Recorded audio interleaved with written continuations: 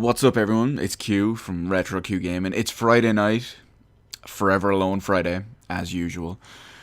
So, which means we got some more philosophical gaming questions. And this week, our philosophical gaming question of the week is going to be: when was the golden age of RPGs? The golden age of role playing games? It's generally one of the more wider questions that is asked, and it's usually whittled down to one of three possible outcomes. Now, of course, it varies on individual preference, and it varies on possible outcomes that are not these three answers that are usually brought forward. So the three standard ones that we usually hear when we're talking about the golden age of RPGs is the Super Nintendo. I'm going to backpedal a little bit real quick. It's more so generation. What console generation was the golden age of role playing games? So a lot of them will start with the Super Nintendo generation. Now I know there's other consoles in that one as well. You've got the Sega Mega Drive and all too, but the majority of it is focused on the Super Nintendo. You've also got the PlayStation 1 era, and then you've got the PlayStation 2 era. Now, of course, like I said, it's not limited to those. When you look at the PS1 era, you had some great games on the N64 as well. Hell, you had arguably one of the biggest role-playing games of all time on the two of them actually on the Nintendo 64, as well as the massive wealth of them on the PS1. We'll break it down into individual sections now in a little minute, but I'm just giving you quick examples. And then you've got the PS2 generation. PS2 generation was one of the more curious ones, simply because it was the first generation where, excluding PC, you had four consoles to choose from when it came to all this stuff. I mean, when you looked at the Super Nintendo era, you were realistically, you were only talking Super Nintendo and Sega Mega Drive, Genesis for those of you in North America. When you looked at the PlayStation 1 era, realistically, you were talking at just the PS1 and the N64. So there was two in that one as well. And then you come to the next generation. It would have been the sixth generation. So I mean, realistically, you're talking fourth, fifth, and sixth gen of consoles. So when you look at the sixth generation, you're talking PlayStation 2, Dreamcast, GameCube, and original Xbox. So there's four consoles in there. So there's a lot of... Now, I know a lot of it was multi-plat, and some of them were just ports from earlier platforms. Like, a lot of the top quality N64 games were actually ported from the Dreamcast. And they were also multi-plats that were on, say, the PS2 and the original Xbox. But you get the idea. So let's take a quick look, essentially, when you look back on what the generations had to offer. So we'll start with Super Nintendo. The main reason, well, the fourth generation, if you will, but we're specifically going to focus on the Super Nintendo. And the reasons for that is you have what are, in my opinion, and this isn't going to give it away because I still can't decide on what it will be, but I'm using this to present a case for all three generations. So when you look at the Super Nintendo, you're talking some of the highest regarded games of all time, the highest and most well regarded and critically acclaimed role playing games of all time. You've got your Final Fantasies. You've got Final Fantasy 4, 5, and 6. If you're American, that means you've got Final Fantasy 2 and 3, which is actually 4 and 6. You've got Mystic Quest Legend. If you're American, that's Final Fantasy Mystic Quest to you. You've got Chrono Trigger, Secret of Mana. Arguably, you've got Secret of Mana 2, the whole Japanese import / translated ROM version of it, basically. You've got Earthbound. You've got Secret of Evermore. You've got Super Mario RPG. I already said Secret of Mana, but I'm going to say it again simply because I'm a bit biased and it's my favorite game of all time. So that's a huge aspect. I don't... How did I almost forget this? Oh my god. Because I realized that I'm playing it. I used the footage for this. You've got Legend of Zelda, Link to the Past. The best Zelda game there is, in my opinion. there's other games as well. I mean, we're not just gonna stick to Square Enix and the Nintendo stuff. Well, the Nintendo produced stuff. You've also got stuff like the Enix games. You've got Soul Blazer. You've got Illusion of Time. That's Illusion of Gaia for any of you American players out there.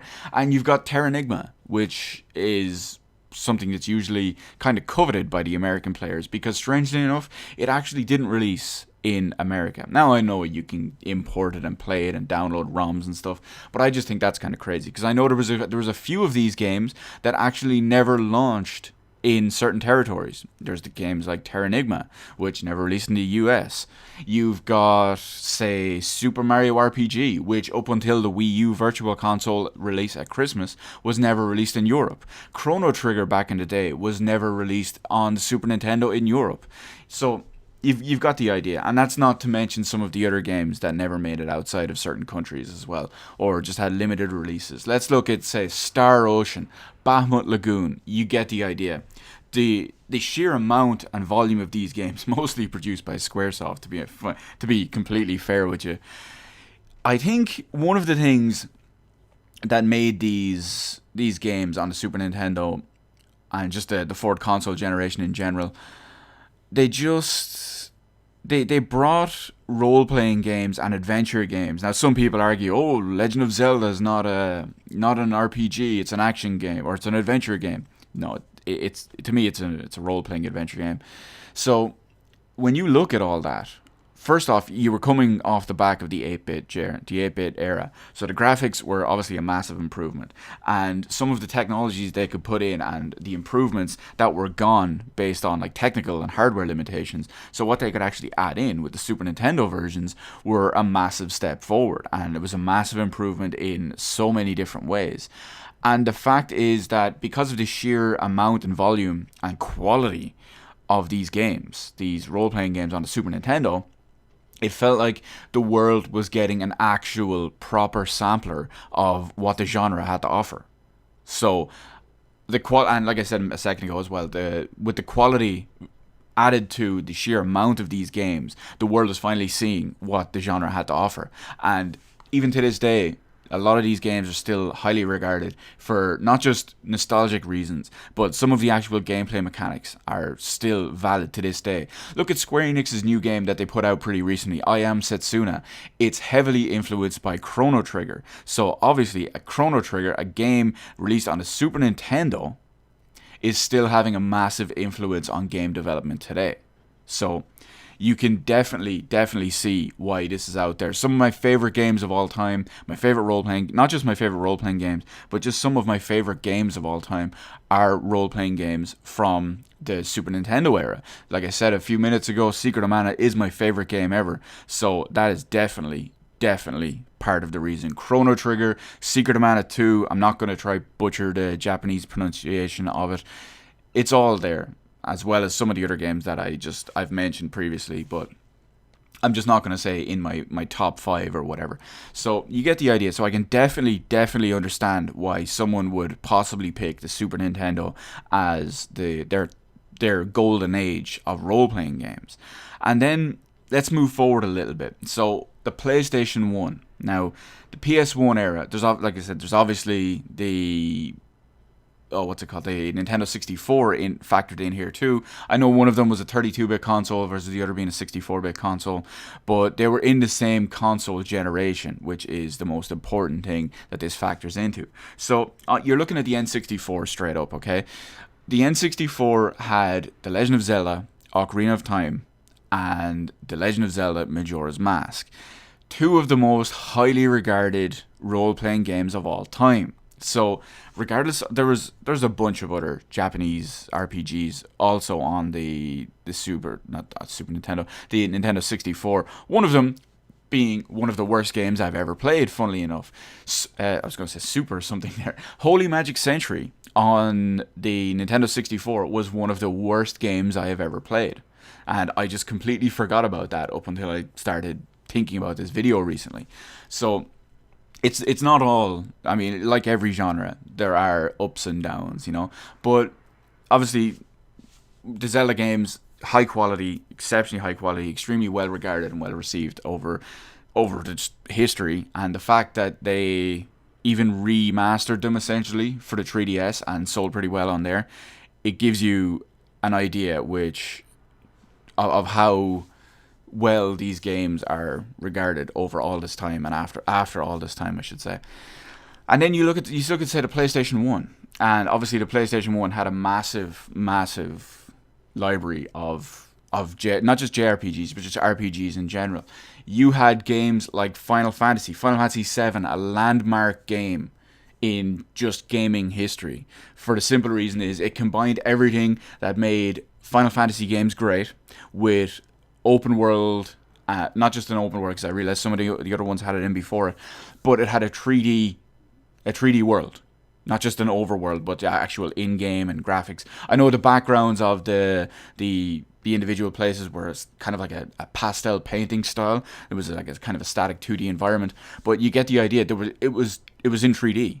The game itself had 3D elements, main 3D elements, and what they could do with all the PlayStation 1 at the time, the whole FMVs being added in as well. This also factors into the games on the N64.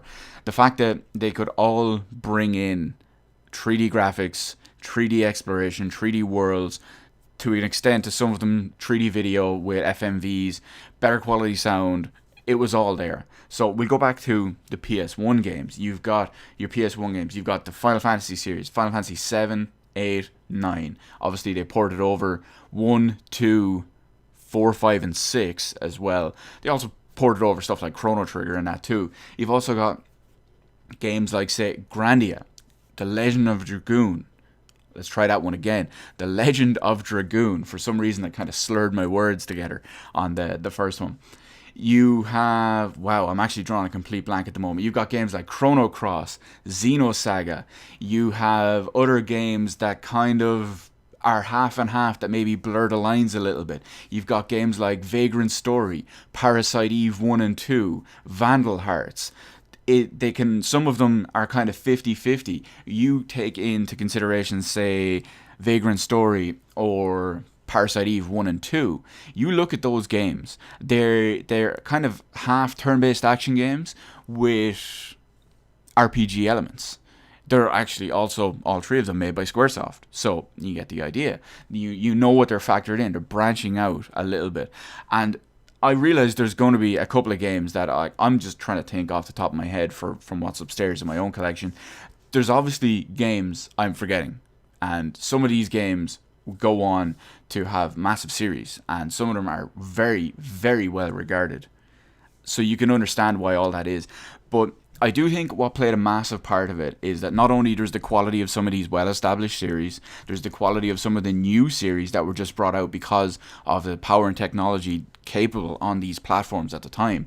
But I do think a massive part of it was also brought about from what was an improvement on the previous generation.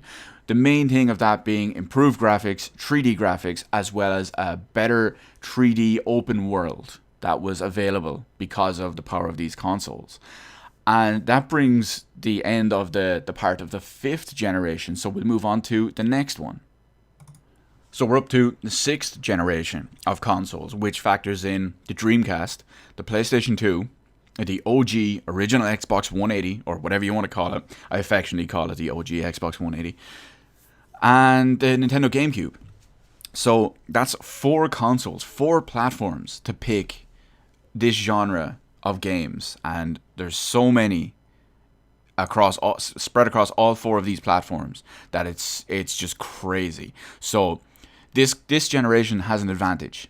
Not only has it got the power over the previous gen, and it's got some of the companies producing the games that have experience and they've honed their skills on, say, the Super Nintendo and the PlayStation and the N64, and then they're naturally progressing forward. But there's also twice as many platforms to consider than before. And I know I said earlier in the video that some of them are just ports from other platforms, some of them are multi-plat games, but there are a bunch of exclusives as well. So let's start on something like the Sega Dreamcast. Now, the Dreamcast generally has a smaller library than most, or a smaller one worth considering. Now, there are a bunch of them that are just kind of forgotten about. Skies of Arcadia an amazing game, Sky Pirate game with not just a Sky Pirate game, a Sky Pirate RPG, which is brilliant. I know I was dying to play that game back in the day on a Dreamcast, but I could never get it anywhere. So I waited till it was ported over to GameCube, and I got it there, and I absolutely loved it. I was going to say Final Fantasy, Phantasy Star Online. Now I know that one was almost revolutionary in the fact that it really kind of helped pioneer and lay some of the groundwork for online role playing games, and it obviously had an offline story as well. But the fact that it also incorporated online multiplayer in a good way. I know it was more of an action RPG, it wasn't turn based at all, but it's still a damn good game. I know when that was ported to the Nintendo GameCube, I put a ridiculous amount of time into that, both online and off. Fantastic, absolutely loved it.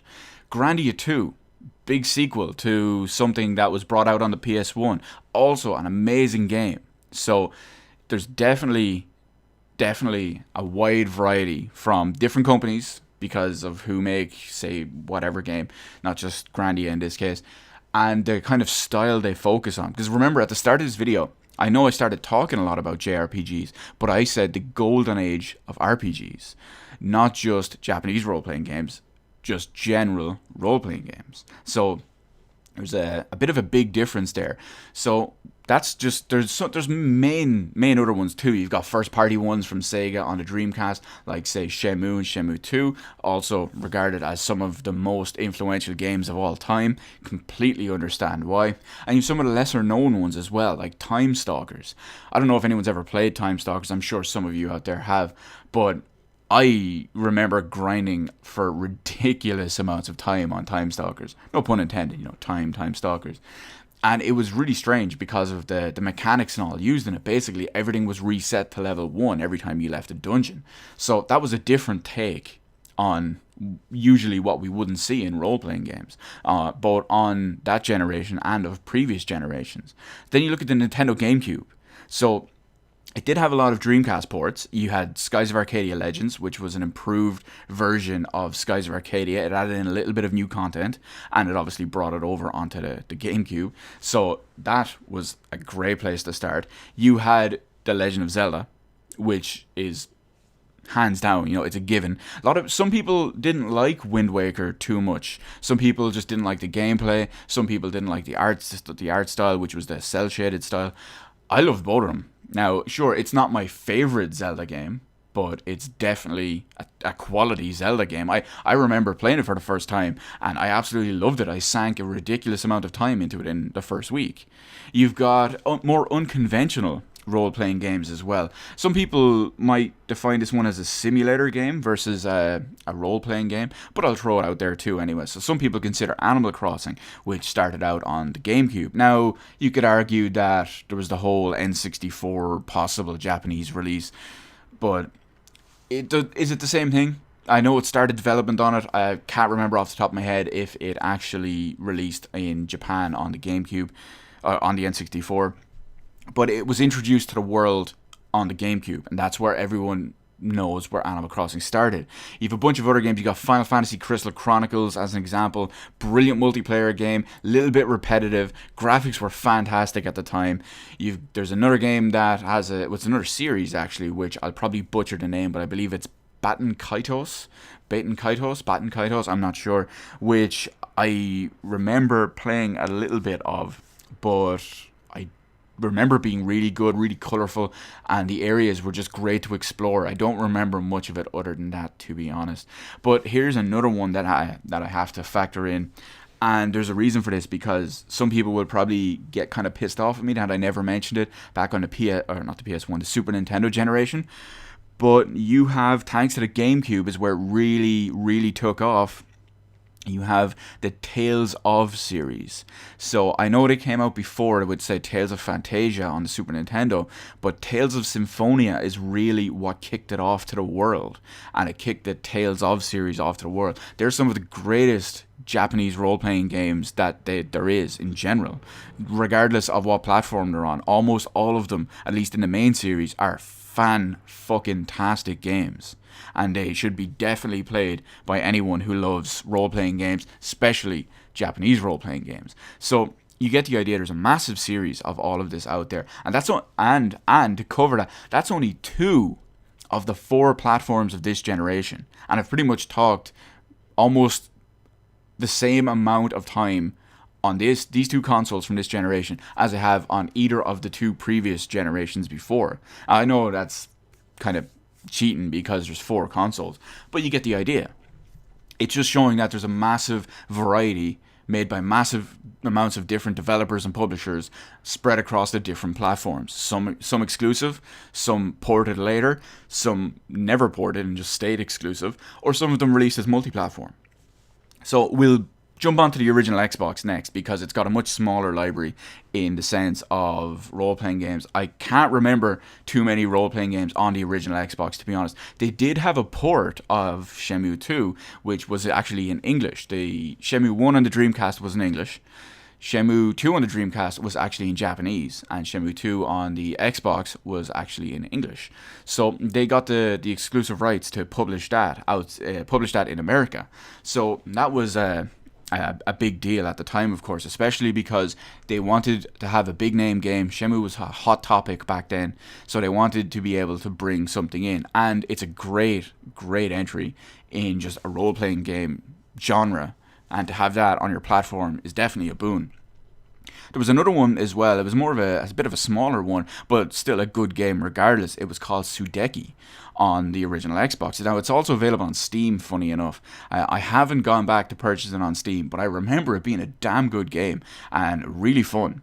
And from what I do remember as well, it was a nice break to have role-playing game elements, not elements really, but a role-playing game on the original Xbox. The main reason I said that, at least anyway, is pretty much what I'm going to mention right now.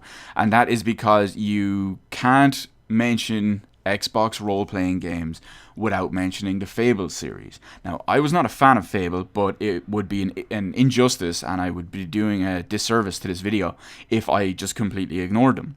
The Fable series is obviously a massive and important series. I'm not a fan of them myself, but I can definitely see the appeal and I can see the appeal of, regardless of what was promised versus what was delivered, but it's the whole premise about it, the whole style of game. People can say it's an action game, people can say it's an adventure game, people can say it's an action RPG, whatever. I'd still consider Fable an RPG. So I'm definitely going to have to put that in there. It's obviously a big thing as well to have on there from Lionhead.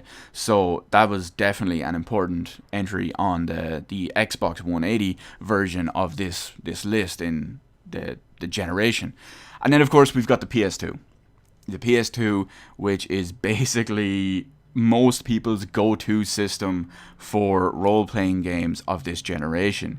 You've got the staples, the big-name games. You've got Final Fantasy X, Final Fantasy X-2, Final Fantasy XI, depending on where you lived in the world. Final Fantasy XI, for that matter, a game released 14 years ago that's still going, albeit not on the PlayStation 2, but it's still officially going on the PC. You've got Final Fantasy XII. There's so much on there just from that point of view. There's some Star Ocean games on there after Square merged with Enix, or should I say Enix bought out Square, whatever way you want to look at it. That's only 2 series from what is essentially one developer at that point. And there's so many more. You've got the Persona games. You've got the I can never say this properly. Shin Megami Tensei Persona series, which, again, Persona 3, Persona 4, some of the most well-regarded games of all time. I know personally, I'm just going to throw in a little bit of personal information on here as well. Persona 4, I played it for the first time about 3 years ago on the Persona 4 Golden version on the Vita. That game was so good that it instantly jumped into my top 5 greatest games of all time. That's how good that was to me. And it makes perfect sense, because when you think of a 6th generation role-playing game, you have a certain standard that they all live up to, a certain way a lot of them would play, or a certain standard of quality, a certain standard of visuals. And when you play Persona 3 or Persona 4, like even if you played a portable version of P3P, Persona 3 Portable, or you play Persona 4 Golden on a Vita or a PlayStation TV, you can tell when you're playing them, holy crap, this is a PS2 quality RPG. And it makes perfect sense because they're ported from there. So that's only some of them. You've got a bunch of others as well. There's a great series out there, or at least 2 of the 3 entries in the series are fantastic. Shadow Hearts on the PS2. Shadow Hearts and Shadow Hearts 2 Covenant are fantastic games. They're absolutely amazing. I do think they're very, very overlooked. But okay, I will mention it. Shadow Hearts, I think it's called From the New World, or Shadow Hearts: The New World. Pretty bad game in my opinion. But Shadow Hearts 1 and 2, phenomenal. They're completely underrated and overlooked, and they should definitely get some higher recognition. That's only a few of them. You've got Xenosaga, which hopefully we'll get an actual HD remaster of the collection, which has been tipped to be in production of some sort. But you get the idea. That's only listing a few of the massive series. And so many people, myself included, have attachments to so many of these games, so many of these series, so many of these platforms, and so many of these generations. So because of that, I can understand why someone would say it's definitely the Super Nintendo, definitely the 4th generation. I can see why someone would say the PS1 all the way, N64 all the way, Zelda all the way, whatever it is. I can see why people would say whatever series. I can see why people would say whatever reason, because everyone has our own different opinions and attachments to these things. And some of us value different aspects. Like there's another series. Oh my god, how did I nearly forget this? Since we're still on the topic of PS2, Wild Arms 3, the Wild Arms series. Fantastic games.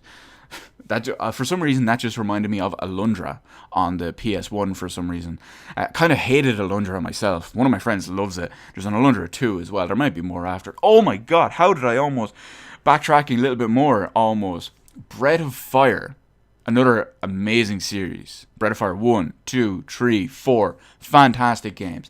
Dragon Quarter, suck a dick. But you get the idea. Suikoden, PS1, PS2. Brilliant games. They're all just coming back to me. They're just flooding in at this point. You can see why I'm getting so into this, and the fact that there's just so much to choose from.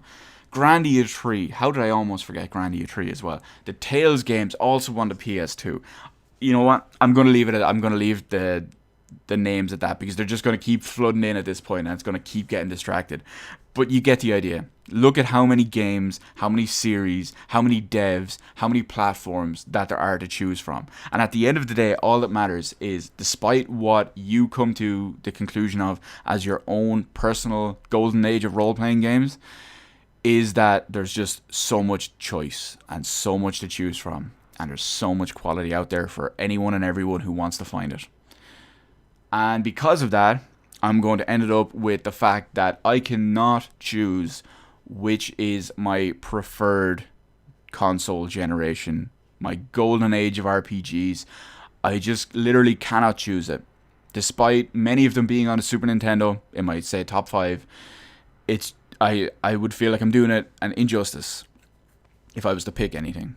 And there's so many reasons for that, which I would be sitting here with a 24-hour long YouTube video if I got into proper detail about all of them. I talk too much and too long and get too much into detail as it is on some of the stuff I'd like to keep short.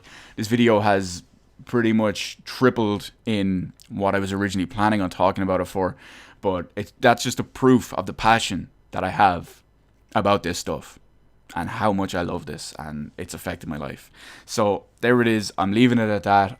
I can't choose my golden age of RPGs. It is literally too difficult a choice when I factor in absolutely everything. So you can let me know in the comment section below if you're even still watching and you've stuck out this video this long. Thank you very much, because you're probably as impassioned as much as I am in this particular topic. So you can let me know what your particular console golden age of RPGs. We'll go by generation, just like we have been for this video. So when was your golden age of RPGs, and why? What series? Is there a series? Is there a game? Is there a specific reason? Let me know all that in the comment section below. You can hit the like button. You can hit the subscribe button. You can follow me on Twitter. Details in the description below. Thank you for watching, and I will see you in the rest of the videos in my channel. Now, I've been talking for 30 minutes straight. It's time to go relax and get a drink.